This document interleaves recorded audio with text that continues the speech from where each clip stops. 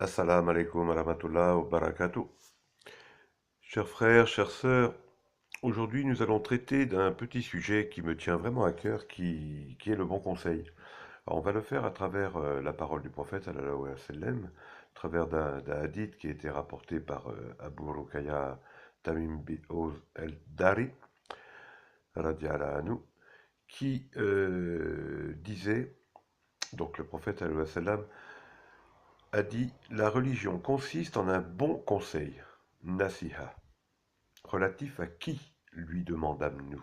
Relatif à Dieu, à son livre, à son envoyé, aux musulmans, dirigeants et sujets. Ce hadith est rapporté par Muslim. Donc, comme on le voit dans ce hadith, le, le prophète, sallallahu alayhi wa sallam, contracte la religion en un mot, un bon conseil. La religion consiste en un bon conseil, nasiha. Ce qui met bien en exergue l'importance du bon conseil. Donc ce hadith devient donc un principe absolu de l'islam. Comme nous allons le voir, il ne faut jamais le perdre de vue, le bon conseil. Mais il faut vraiment passer par une explication un petit peu plus approfondie du terme nasiha en arabe, car vous savez que l'arabe est une langue très, très riche et très nuancée, et que les traductions, que ce soit en français ou dans d'autres langues, ne rendent pas le- l'esprit profond de certains mots et de cette langue. Donc le mot nasiha nécessite vraiment quelques éclaircissements. Il ne peut pas se traduire par le seul mot de conseil. C'est en tout cas ce que dit Ibn al-Kathir et d'autres. Euh, on peut le souligner en parallèle comme le terme falah, qui signifie à la fois le salut, la réussite, le secours, etc. Si ce terme comprend plusieurs notions, il faut souligner que nasiha contient avant tout la volonté de faire du bien à celui à qui il va être prodigué. On doit donc insister vraiment, vraiment sur le fait que le but du conseiller est bien le bien d'autrui. C'est-à-dire que si nous donnons un conseil à quelqu'un, c'est pour son bien et en aucun cas pour le rabaisser, l'humilier ou lui souligner qu'il est dans l'erreur ou nous mettre en position prétentieuse ou ostentatoire ou de force, enfin, etc. Il faut vraiment que ce soit pour le bien d'autrui. Ce qui correspond donc parfaitement à la notion de l'islam et à la grande fraternité qui devrait régner à l'intérieur de la Oumma. De tout temps, la tâche des prophètes a toujours été d'être de bons conseillers en transmettant le message de Dieu et nous devons les prendre en exemple. Euh, c'est vraiment le devoir de chacun que de se référer aux prophètes sallallahu alayhi wa sallam, et à ceux qui l'ont précédé en matière de comportement. Alors si le terme nasihoun en arabe signifie un conseiller sincère, on pourrait rajouter d'autres notions à cela. Il contient vraiment la notion de sincère, loyal, désintéressé. Donc là, on en arrive vraiment, vous voyez, désintéressé, loyal, sincère. C'est vraiment pour le bien de la personne à qui il est adressé. Les prophètes eux-mêmes ne désiraient, pardon, rien pour eux. Ils n'agissaient que pour la satisfaction d'Allah, subhanahu wa ta'ala. Ils n'exigeaient rien, pas de remerciement, pas de récompense. Noé, alayhi salam, disait à son peuple: je vous communique les messages de mon Seigneur et je vous donne un conseil sincère. Et je sais d'Allah ce que vous ne savez pas. Houd, quant à lui, alayhi salam, disait: je vous communique les messages de mon Seigneur, et je suis pour vous un conseiller digne de confiance. Le prophète Salih, alayhi salam, dit également: alors il se détourna d'eux et dit: ô mon peuple, je vous avais communiqué le message de mon Seigneur, et je vous avais conseillé sincèrement. Mais vous n'aimez pas les conseillers sincères. On trouve ces versets dans la sourate Al-Araf, dans les versets 62, 68 et 79. An-Nabi sallallahu alayhi wa sallam a lui aussi encouragé les compagnons radiyallahu anhum à se conseiller les uns les autres sincèrement. Il insistait vraiment sur le fait que l'amour que le croyant doit désirer pour son prochain. Tout le monde connaît ce hadith qui est très connu. Le prophète sallallahu alayhi wa sallam qui s'adressait à ses compagnons, radiyallahu anhum, et qui leur disait: vous ne serez de bons musulmans que lorsque vous désirerez pour les autres ce que vous désirez pour vous-même. Vous ne serez de bons musulmans. Donc vous voyez, il met la condition pour être un bon musulman que lorsque vous désirerez pour les autres ce que vous désirez pour vous-même. Donc c'est vraiment une condition pour atteindre un statut de bon musulman que de vouloir du bien aux autres. Naturellement, dans la vie de tous les jours, on s'aperçoit que c'est naturel, puisqu'on le fait pour nos proches, pour nos épouses, pour nos enfants, pour nos pères, mères, frères, sœurs de sang. Mais il faut également l'étendre à tous, à nos amis, à nos connaissances, aux connus et aux inconnus, à tous les membres de la Oumma. Et même ceux qui ne sont pas musulmans, car leur apporter un bon conseil, s'il est sincère, sera toujours bénéfique pour cette personne et pour soi-même. Je crois qu'il faut toujours avoir à l'esprit d'œuvrer uniquement pour la satisfaction d'Allah, et, et pour le bien des autres. Donc, pour revenir à ce terme de nasiha, qui veut vraiment dire un dévouement sincère pour l'autre, un conseil sincère, désintéressé, loyal, on retrouve un peu son étymologie dans deux expressions arabes, et la plupart des savants estiment que ce terme-là viendrait de ces expressions et l'image bien.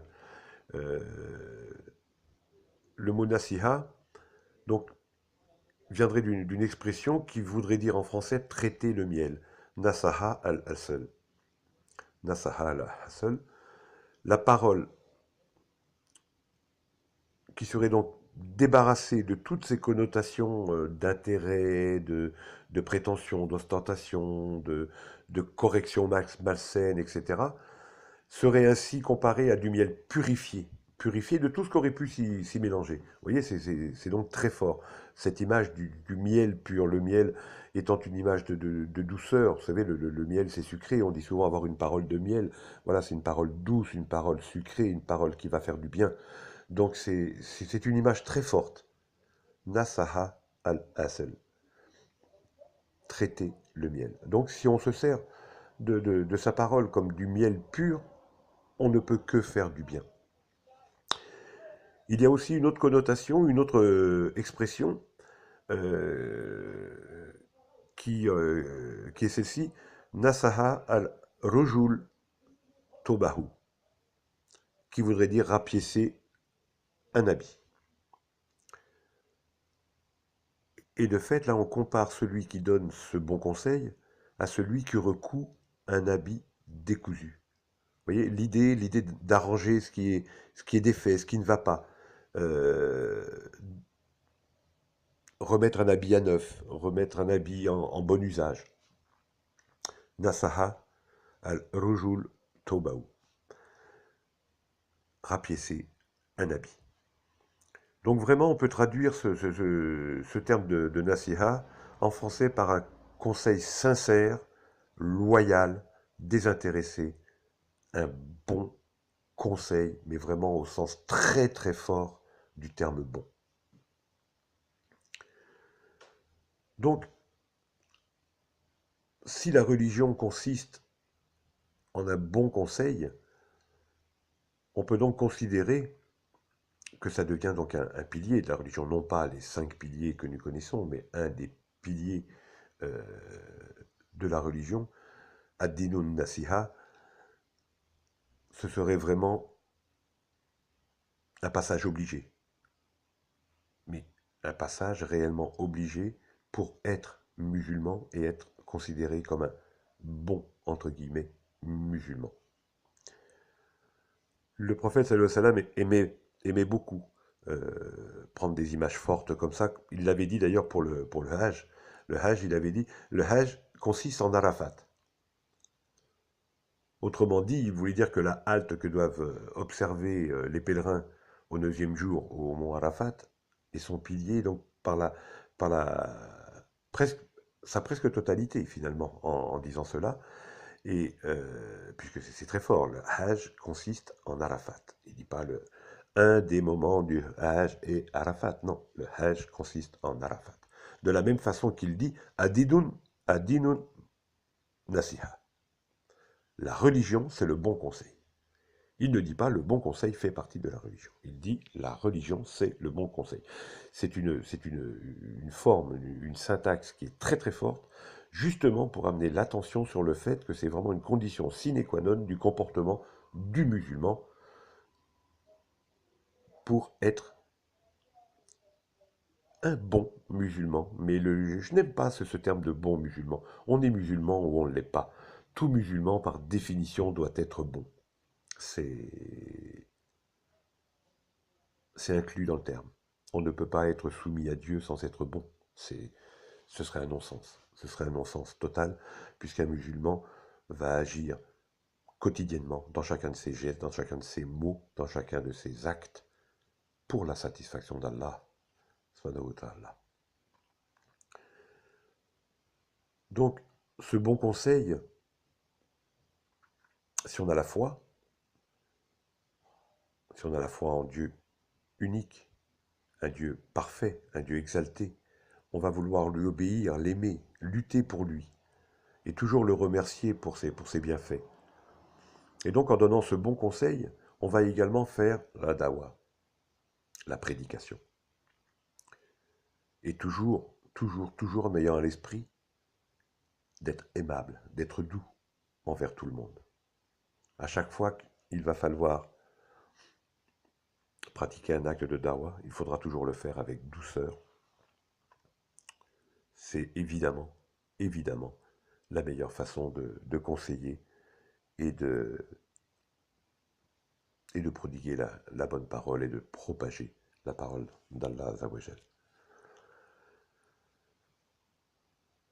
Donc ce bon conseil, il peut être appliqué à tout le monde, puisque à travers de ce hadith que je rappelle, euh, le prophète sallallahu alayhi wa sallam, il dit bien, lorsque les compagnons radiallahu anhum demandèrent le bon conseil relatif à qui, il répondit, relatif à Dieu, à son livre, à son envoyé et aux musulmans, dirigeants et sujets. Ça veut dire quoi? Ça veut dire que ça s'adresse bien évidemment aux frères et sœurs, mais ça veut dire également que chaque musulman peut et doit pouvoir prodiguer également un conseil à des gens éventuellement plus savants qu'eux, nos imams, ou même nos dirigeants. Mais il faut faire très attention, puisque lorsque nous adressons à nos dirigeants, il faut faire très attention. Certains dirigeants n'acceptent pas le conseil ou une remarque quelconque. Certains de nos prédécesseurs en ont fait des frais, comme Ibn Taymiyyah, qui mourut en prison à Damas pour cette attitude, puisqu'il il avait choisi de conseiller le dirigeant de l'époque à l'inverse de ce qu'il faisait.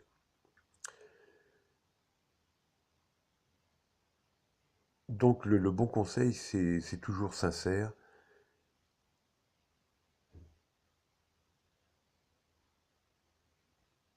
et, et loyal. Il faut donc toujours avoir à l'esprit, comme je le disais tout à l'heure, d'aimer pour les autres ce qu'on aimerait pour soi-même, de les guider vers ce qui est vers ce qui est meilleur, de les aider dans leurs affaires, qu'elles soient sociales, familiales, professionnelles ou religieuses, par des mots et des actes, de leur montrer où est le bien, de leur montrer où est le mal, de façon à leur interdire ou à les en écarter, et toujours avec douceur, sincérité, et compassion. Umm Darda, radiallahu anha, a d'ailleurs rapporté une parole du prophète, sallallahu alayhi wa sallam, qui disait: celui qui conseille son frère en secret l'honore, et celui qui le fait en public le déshonore. Ça, c'est une notion également très importante du conseil, car même si ce conseil est fait avec sincérité, désintéressement, loyalement, dans un bon esprit, pour la satisfaction d'Allah, subhanahu wa ta'ala, le fait de le faire en public peut heurter la sensibilité d'une personne. Elle peut se sentir humiliée, elle peut se sentir diminuée, elle peut avoir honte. Et il est tragique parfois de provoquer un sentiment de gêne ou de honte chez une autre personne. Donc, à chaque fois que c'est possible, et croyez bien, mes chers frères et chères sœurs, que c'est toujours possible. Parlez en privé avec les personnes que vous voulez conseiller. Si vous faites un rappel, c'est différent. Vous faites un rappel devant une communauté, chacun prendra ce qui lui concerne. Vous vous adresserez à personne en particulier. Mais si vraiment vous voulez apporter nasiha à une personne particulière, faites-le en privé. Faites-le en privé. On ne sait pas quelle réaction et quel désagrément cela pourrait causer à cette personne, venant d'elle-même par ses propres ressentiments de honte ou etc., ou de colère, et, euh, et la moquerie, la raillerie d'autres personnes qui pourraient assister à ce conseil et ne pas en comprendre toute la teneur. Donc toujours en privé, ça c'est important, c'est important. Donc là, chaque fois que vous ferez le nasiha, ce sera toujours la dawa que vous ferez, la prédication. Toujours, toujours, toujours, toujours, toujours. Donc il faut toujours avoir à l'esprit d'être un bon conseiller. Mais, comme je vous le disais, faites attention comment vous le prodiguez, parce que ce bon conseil pourrait se transformer en péché. Vous savez, il y a beaucoup de choses comme ça auxquelles on ne fait pas toujours attention. Euh, Parfois on fait des choses en pensant faire le bien ou en le faisant naturellement, sans penser à mal. Vous savez, à l'époque du jeûne, à l'époque du Ramadan, souvent vous rencontrez vos frères, vos sœurs ou autres personnes qui vous disent: ah tiens, salam alaikum, rahmatullah, comment tu vas? Alors tu jeûnes? Quelle question stupide! Quelle question stupide! Nous sommes au mois de Ramadan, le jeûne est un acte obligatoire, c'est un des 5 piliers de l'islam. Pourquoi demander à quelqu'un s'il jeûne? Vous allez quasiment l'obliger à commettre un péché, quelle que soit sa réponse. Et vous allez vous mettre dans une mauvaise position. Parce qu'il y a deux solutions. Cette personne jeûne, elle va être obligée de vous répondre oui. Vous allez lui faire commettre de l'ostentation. Parce qu'elle vous aura dit oui, je jeûne. Voilà. C'est déjà un acte ostentatoire. Car tout ce que nous faisons pour la satisfaction d'Allah, c'est entre Allah Azawajal et nous. On n'a pas à dire j'ai fait ceci, j'ai fait cela. Et deuxièmement, si cette personne ne jeûne pas, vous allez la mettre dans l'embarras. Soit elle va peut-être vous mentir si elle est en bonne santé, qu'elle ne jeûne pas pour X raisons, et ça la concerne elle et Allah, car si elle commet un péché, ce n'est pas à vous de le révéler, si Allah a décidé de le cacher. Et si elle ne jeûne pas pour d'autres raisons, elle va être obligée de s'expliquer sur sa vie. Voilà, je ne jeûne pas parce que j'ai un problème médical de ceci, de cela. Enfin bref, on part dans des choses qui sont un petit peu aberrantes. Donc, faites toujours attention parce qu'une parole n'est jamais anodine. Donc le conseil, c'est un peu c'est même tout à fait la même chose, sauf que il faut vraiment qu'il soit fait pour le bien, bien, bien de la personne. Et le conseil, à travers du hadith du prophète, sallallahu alayhi wa sallam, lorsqu'il dit que la religion c'est le bon conseil, ad-dinu nasiha, si on le lit de façon restrictive, on pourrait même dire que le bon conseil, euh, est vraiment un acte religieux obligatoire, fard kifaya, qui va, qui va même entraîner une récompense, une vraie récompense, des hasanat, une rétribution de la part d'Allah subhanahu wa ta'ala, pour celui qui l'aura dispensé. Et croyez-moi, euh, le fait de le considérer comme un acte fard n'est pas quelque chose d'exagéré. Et beaucoup de savants adhèrent à ce principe, et beaucoup de savants le considèrent vraiment comme un acte obligatoire de faire ce conseil. Et il faut toujours le donner à une personne qui va être en état de le recevoir, bien entendu. Donc c'est pour ça que c'est important de le faire en privé et de choisir le moment également. Choisir ce moment, puisqu'il y a des moments où peut-être une personne sera mal disposée à recevoir un conseil et d'autres moments où elle sera plus enclin à le recevoir, à l'accepter, à vous en remercier et à corriger son comportement ou sa pratique.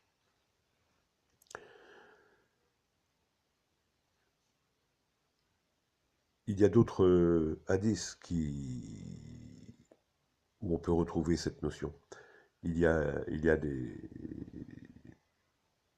ces mots qu'avait prononcé le prophète, sallallahu alayhi wa sallam, qui avaient été rapportés par Abu Huraira, où il disait: les droits du musulman sur le musulman sont au nombre de 6.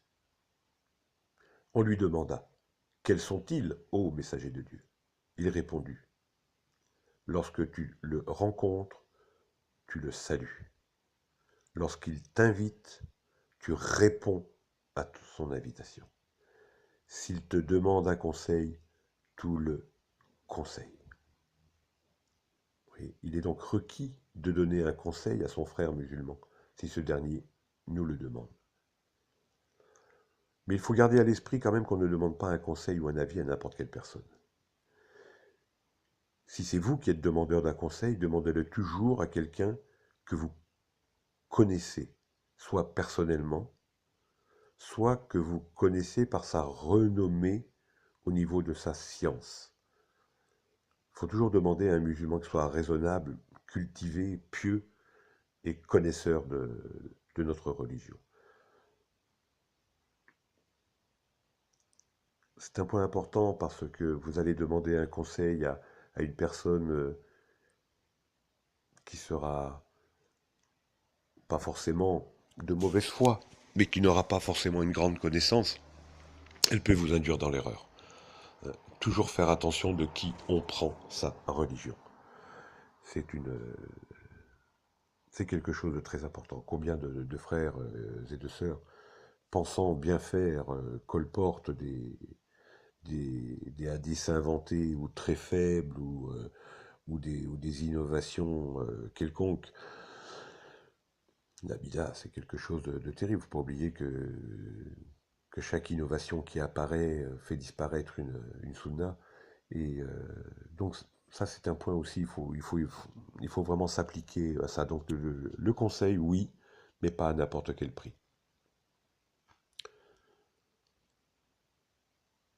Si vous n'êtes pas capable de répondre à une question, si c'est un conseil qu'on vous a demandé, si vous n'êtes pas capable de répondre, ou si vous pensez que vous allez peut-être vous tromper, ou vous n'êtes pas sûr, il vaut mieux se taire. Ou aller se renseigner, aller chercher cette réponse, si vous voulez rendre service à cette personne, allez chercher la réponse auprès de savants. Aujourd'hui, nous avons des possibilités énormes d'aller chercher la connaissance, que ce soit au travers des livres qui sont très accessibles, au travers de conférences ou autres, où des grands savants reconnus peuvent être rencontrés. On peut voyager, enfin bref, il y a beaucoup de choses qui nous permettent d'obtenir la connaissance au travers de supports multimédia, etc. Mais toujours, regardez les sources, imprégnez-vous bien des sources. Et si vous n'êtes pas sûr de vous, taisez-vous, surtout, surtout. Ça, c'est important. Donc le bon conseil est obligatoire, vraiment obligatoire. Et faites-le toujours avec douceur. Ça, c'est une grande, grande chose. Vous savez, si on considère que le conseil devient din, une pratique religieuse, il faut faire attention à ce que l'on fait. Donc toujours le bon conseil, en résumé, parole douce, parole sincère, parole loyale, parole désintéressée, être sûr du conseil que nous allons prodiguer, le faire en privé et le faire avec douceur, douceur, douceur. C'est alors lorsqu'on parle de ça, c'est facile à comprendre. Tout le monde va dire, bien sûr, le frère qui est en train de nous dire ça, il a raison et on le sait. Qu'est-ce qui nous dit ça puisqu'on le sait déjà? Mais faites un peu une introspection, réfléchissez à vos actes, à vos comportements, et vous verrez que cette attitude qui peut paraître très raisonnable, finalement reste assez laborieuse dans la pratique. Il y a peu de gens qui le mettent en application. Donc il faut vraiment que celui qui donne une nasiha et celui qui la reçoit fasse des efforts, avoir une bonne intention l'un pour l'autre envers Allah Azzawajal et son prophète sallallahu alayhi wa sallam. Il faut adab wa sabr. L'humilité, la patience, la modestie, c'est quelque chose de très important. Donc, pour conclure, il faut conseiller pour la satisfaction d'Allah Azzawajal, sans aucune intention d'humilier l'autre, de mettre à nu ses faiblesses, ni aucune intention de chercher à montrer que nous sommes supérieurs à lui, parce qu'on sait plus de choses. Il y a des choses que l'on sait, qu'on va lui apprendre, et l'autre, celui qui est en face de nous, connaît également d'autres choses que nous ne connaissons pas. Et par cet échange mutuel, nous pourrons tous progresser dans notre pratique, avancer dans notre foi, avancer dans notre comportement, et ainsi tendre vers la satisfaction d'Allah, de plus en plus forte. Et il faut que celui qui est conseillé sache accepter les conseils de l'autre sans vanité, sans vanité, avec humilité, de façon à ce qu'il le prenne réellement comme un bienfait pour lui. Je vous citerai un petit indice qui résume, qui résume. Parce que si vraiment on atteint un bon comportement, on en retirera une rétribution magnifique. Le prophète sallallahu alayhi wa sallam a dit dans une petite phrase quelque chose de très important. Il a dit: l'homme atteint par sa bonne éducation le degré de celui qui prie à jeun. Vous imaginez? L'homme atteint par sa bonne éducation le degré de celui qui prie à jeun.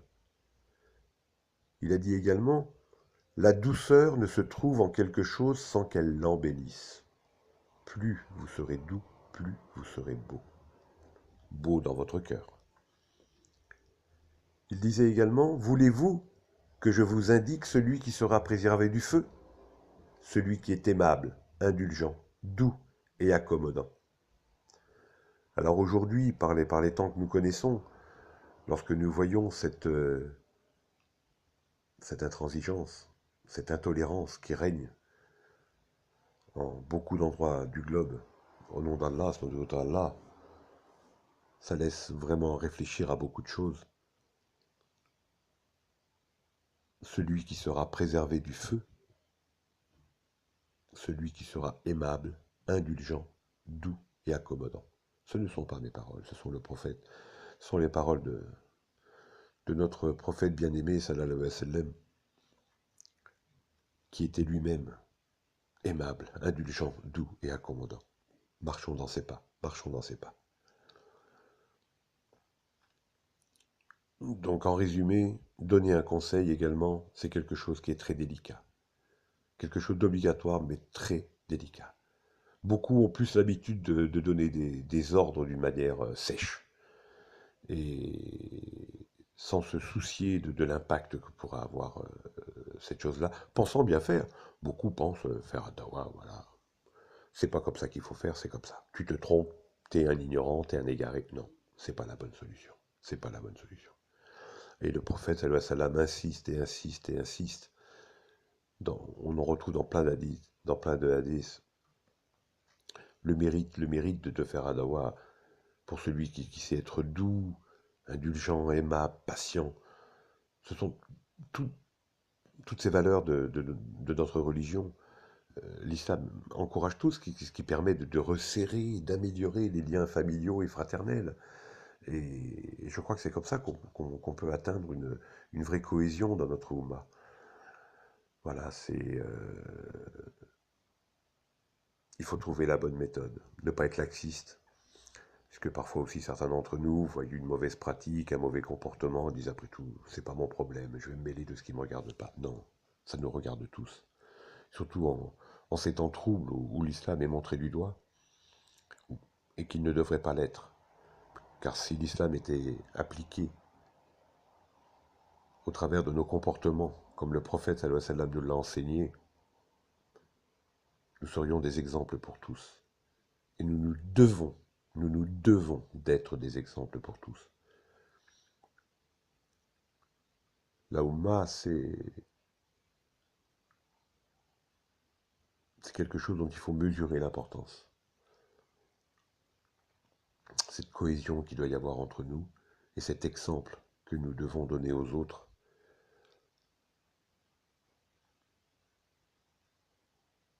Effectivement, c'est très vrai. Allah subhanahu wa ta'ala égare et guide qui il veut. Mais on peut également se dire que même ceux que Allah subhanahu wa ta'ala ne veut pas guider, on peut quand même leur donner un bon exemple. Qui sait? On ne connaît pas les desseins d'Allah subhanahu wa ta'ala, et peut-être que votre parole, que votre acte, que votre nasiha fera changer cet homme-là. Et peut-être qu'Allah avait décidé de le guider à travers vous. Vous ne pouvez pas savoir. Donc pensez toujours à ça. Le bon conseil, c'est important. Considérez-le comme un acte fard, comme un acte obligatoire, et apprenez à le faire. Douceur, sincérité, fidélité, respect de l'autre, douceur, loyauté. C'est important, c'est important.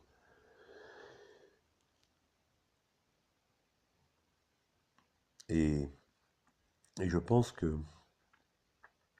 qu'ainsi on pourra vraiment améliorer le comportement de toute la Oumma. Et je vous invite à réfléchir à cela.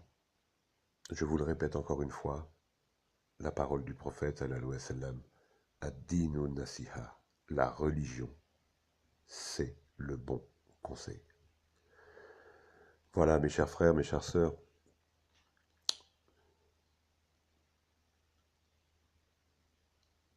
sans aucune prétention, je vous ai livré ce petit sujet, cette petite réflexion que je me suis attaché à construire en prenant comme support des choses vérifiées et authentiques. Et accordons-nous tous cette chance de nous aider, de nous guider les uns les autres, d'améliorer nos comportements, Inch'Allah, de nous préserver du mal, de nous préserver de l'innovation,